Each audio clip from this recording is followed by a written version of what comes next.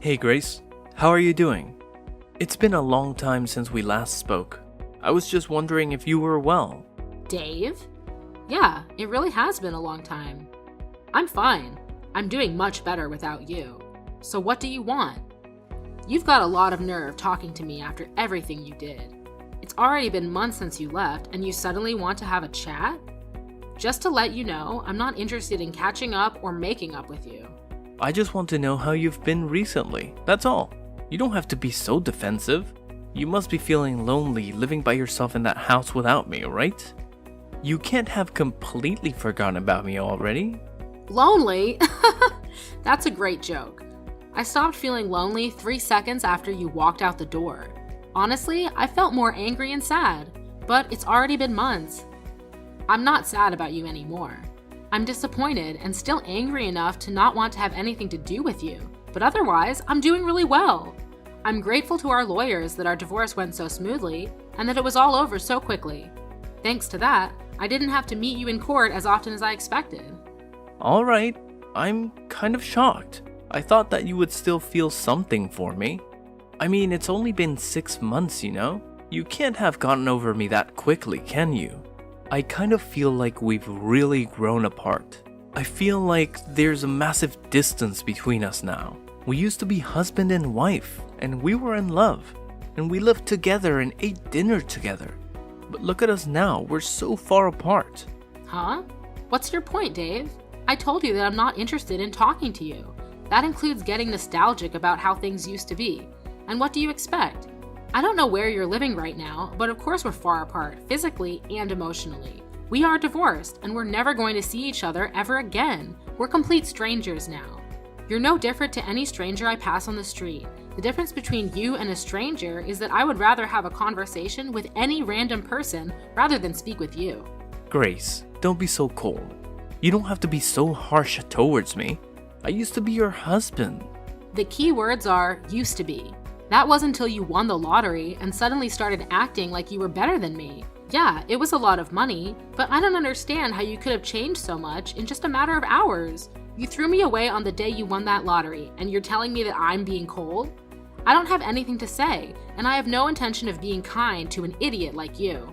Trust me, I feel really bad for what I did. I know I've been an idiot. That's why I messaged you today.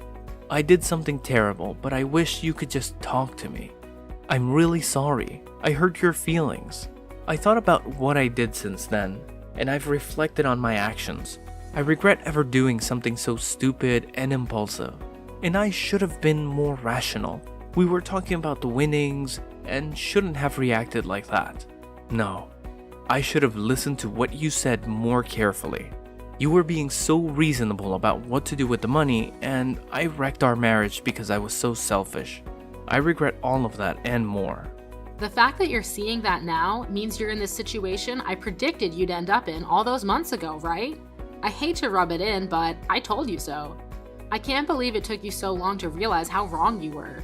I could see it coming from a mile away, but I guess you just had to experience it firsthand. I know I was stupid, and I'm sorry. I finally realized that you warned me that this would happen for my sake. I was too blinded by the money to understand that you're only thinking of me.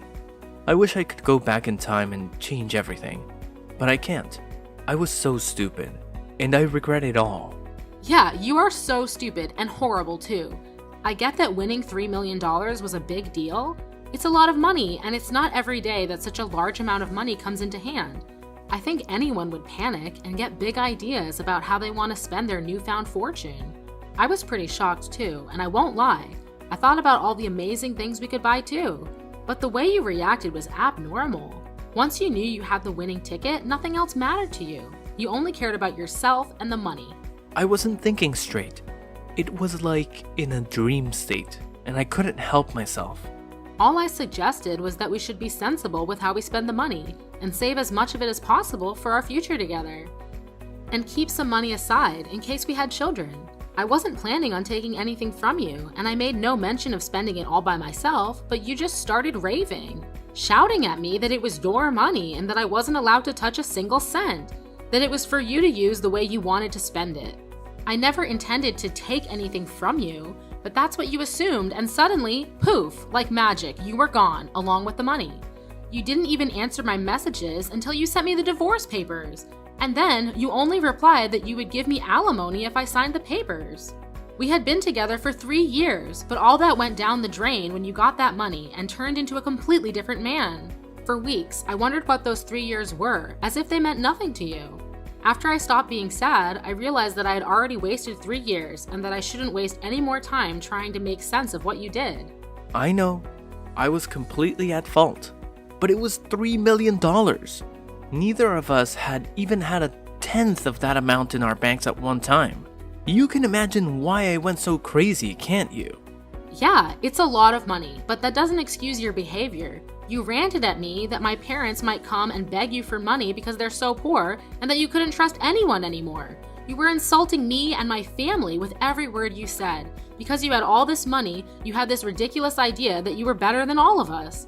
I never knew you could be so hurtful and obnoxious, and I was shocked that you could change so easily because of some money. Well, I didn't mean it.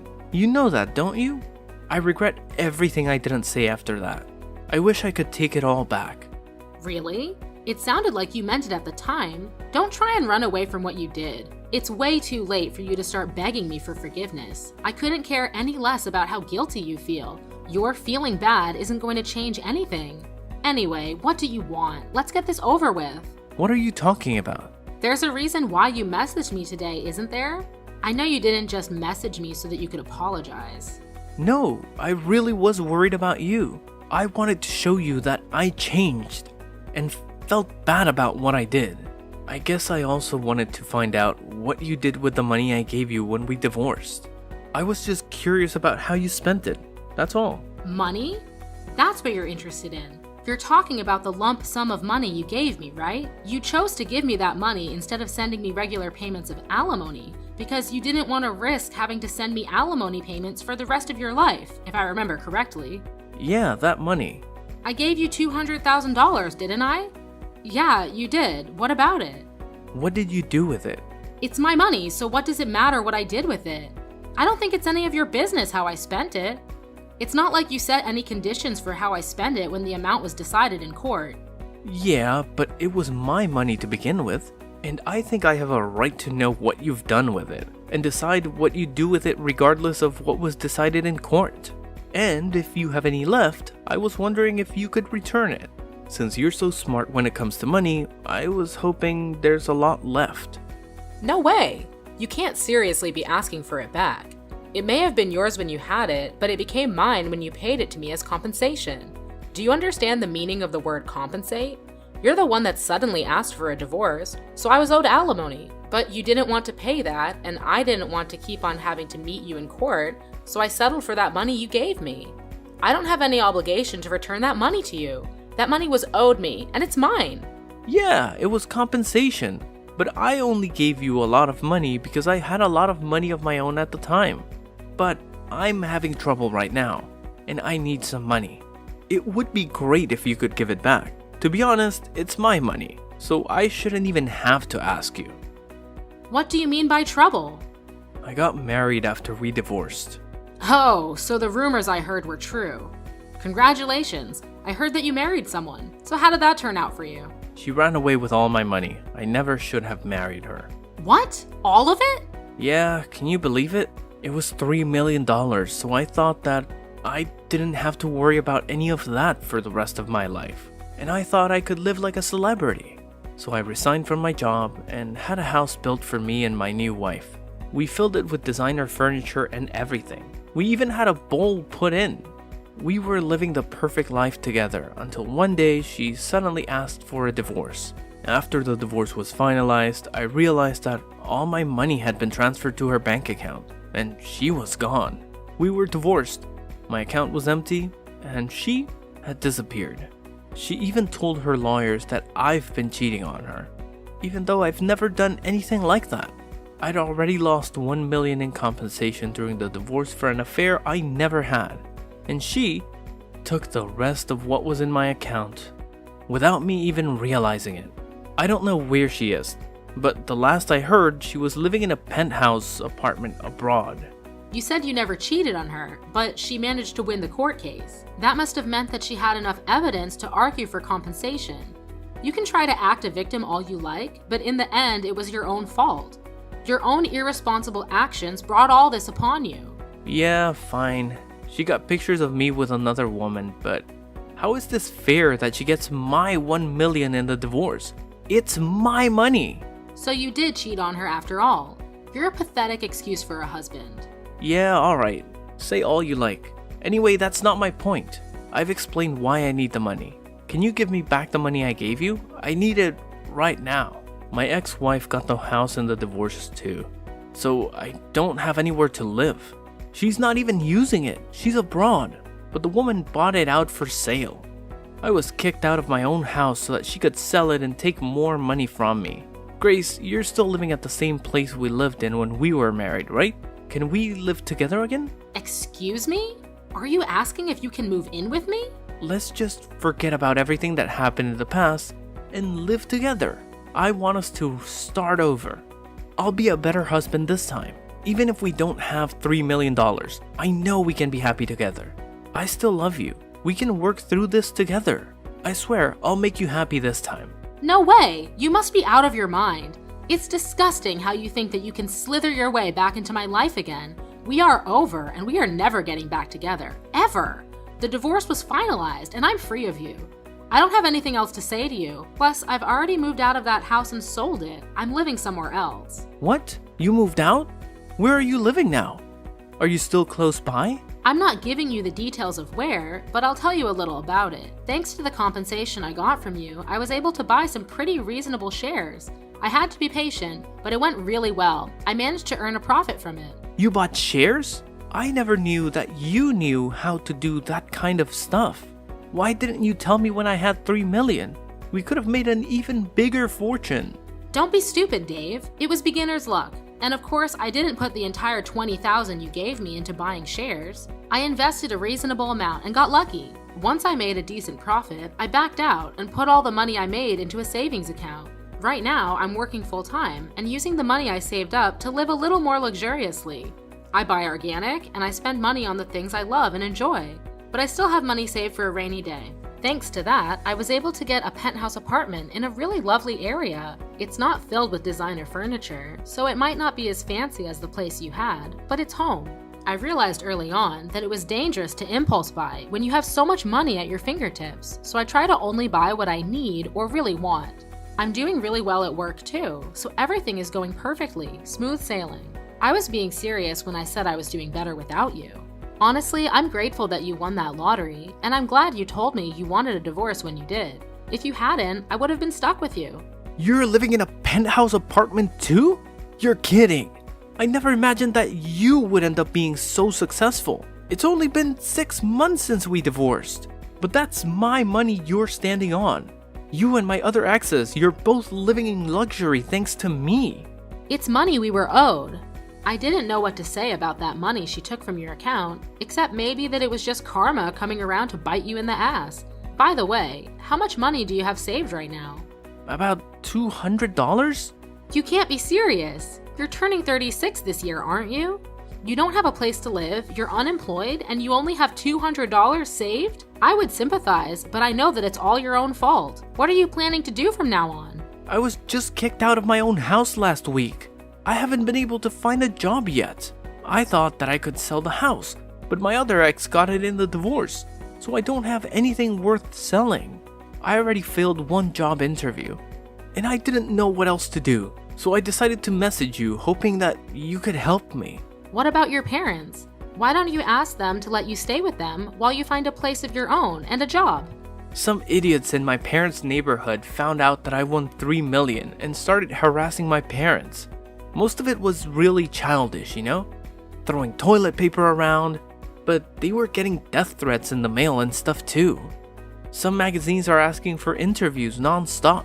My parents ended up moving away when they cut ties with me. I need your help, Grace. I don't have anyone else. You're the idiot, Dave.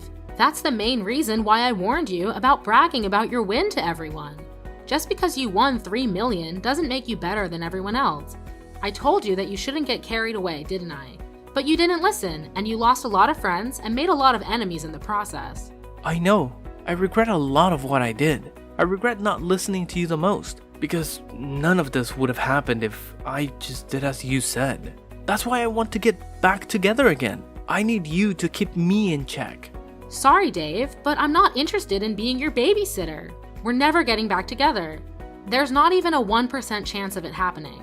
Why not? I'm not asking you to be my babysitter. I want us to be husband and wife again. We didn't get divorced because we stopped loving each other. You still love me, don't you? We can get back together again. You must be joking. You're the only one that thinks we still have a chance. I don't know whether you actually still have any feelings for me, or if you're just saying all this because you want money. But either way, it doesn't change how I feel about you. The second you said you wanted a divorce, I hated you from the bottom of my heart. You chose your money over me. You made that really clear during the divorce. Now I'm indifferent. I couldn't care less about what happens to you. Don't say that. That hurts more than being told you hate me. Please, I'm begging you for help. Could you at least have some pity for me? I need your help. We used to be married, remember? We spent 3 years living in the same house. We can forget about everything and start new things together. No thanks. You're the one that asked for a divorce despite 3 years we spent together, so don't bring it up as a reason to get back together. Then could you at least lend me some money? That's all I ask for. You said you've got money saved up. You can spare some, can't you? You made that money because of the money I gave you. You owe me. Come on, I don't even have a place to live. I'm begging you, Grace. Help me out. I don't have anyone else to turn to. I don't have any obligation to help you. You won $3 million and you told me that you didn't trust me with your money, saying that I might waste all of it on shopping sprees. Only God knows where you got the idea that I would do that. You said you wanted to spend it how you liked and demanded I sign the divorce papers. And you left, taking all of your money with you. Well, I'm telling you now that I'm free to spend the money that I have however I like, including the money I got as compensation. I don't have a single cent to give you. Then what am I supposed to do? The reason why you have so much money right now is because of the money I gave you. Don't you feel any gratitude towards me? You could at least give me something as a thanks. It's not fair that you're living in a penthouse apartment and have money saved, and still have a job. I don't have anything. How can I accept that? Why should I care whether you accept it or not? You were living in a house filled with designer items and lived the celebrity life for a few months, didn't you? I hear that your new wife was quite beautiful too. You didn't have to work and spent your days relaxing, sleeping, and eating, I guess. Do you remember what you told me when you left me? You said that you were rich and that you deserved better than a boring old woman like me, even though we're the same age. Even though you would be just as boring without that money. You said that you were going to find someone younger and prettier, someone that would suit your newfound fortune. Did you think I would forget that you said that? I don't remember saying anything like that at all. But I am sorry, I really am. I wasn't myself then. I didn't think that at all. I've never thought anything like that. You didn't think I was being serious, did you? Ever since we got divorced, I've been thinking about you. I just want to get back together. I realized after spending a few months living with my other wife that the only one for me was you. I need you, Grace. Really? Do you need me? Thanks, I'm so flattered. Is that all you have to say? I'm begging you here. Just listen to what I have to say, please. Can't you be a little interested just for a minute? I just need $1,000, that's all. I won't ask you for any more than that. I'll pay you back. Grace, are you listening to me? If I have $1,000, I can buy lottery tickets again. I'll win a fortune and I'll be able to give you all the money you want. You've got to be kidding. I guess it's true that money drives people crazy. You hear a lot in the news about how people spend their winnings on something ridiculous, but I think you've outdone all of them. I've never heard of anyone that had to beg their ex for money to bet their chances on a second win. If you think that's the way out of your problems, then there's no helping you. What do you mean there's no helping me? You can help me. I just need money. We can fix everything if we get back together and help each other through this. I want to start over with you. I love you. Don't you love me back? Don't you feel sorry for me? You don't love me. You just love that I have something you don't. My money. And I don't need anything to be fixed. My life is as great as it is now. It's not perfect yet, but you're not the one that will make it perfect. You need to learn to fix your behavior and fix your problems yourself. Don't bother me anymore. I do love you. I only have you. Give me back my money. It's not yours. I made this money because of the decisions I made. You lost yours because of the decisions you didn't think through. Don't ever message or call me ever again. You asshole. Let me give you the same parting gift you gave me. I deserve better than a boring old man like you. I'm going to find someone that loves me and live happily ever after without you. I'll be blocking your number, so don't try to contact me. Goodbye.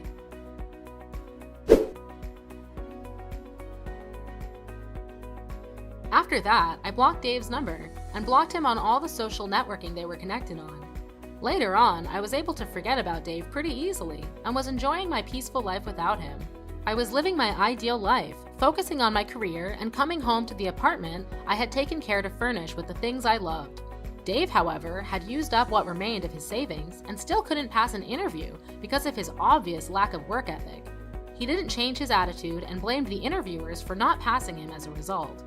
He started borrowing money from loan sharks, and with that money, he began gambling at his nearest casino. Of course, it wasn't that easy to make a fortune, and the gambling only made his debt bigger and bigger. He was digging his own grave, but he still didn't change his attitude after realizing how big his debt had gotten. He became desperate, but instead of trying for another job interview, he tried to steal money from a convenience store and was caught by the police. I found out about Dave's arrest on the morning news, but was too indifferent to care. I only remarked that money really does drive people crazy, and went on about my day as I usually would. All in all, Dave was just another stranger to me now. Screw him!